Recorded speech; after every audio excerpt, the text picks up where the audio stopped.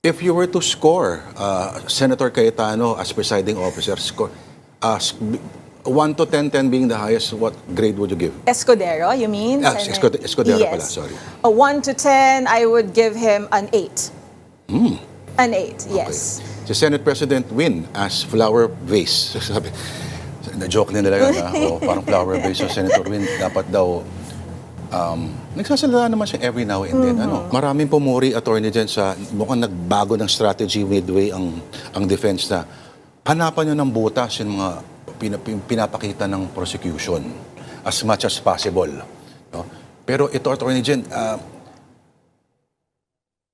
may paraan ba na maipakita ito ng sabihin natin na masusustain pa rin yung interest? O nasa presiding officer ito?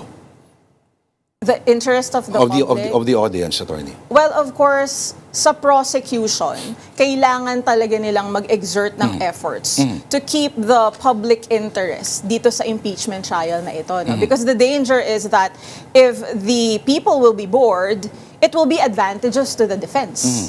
Kasi kahit maglatag ng ebidensya ang prosecution and hypothetically, sufficient naman talaga yung ebidensya. Kung hindi ito pinanood ng mga tao at mas gugustuhin pa ng mga kababayan natin na manood na lang sa TikTok or mag-fake news, then it will be utterly useless. But I commend Presiding Officer Cheese Escudero because now he is more, forward-thinking or initiating in presiding this impeachment trial.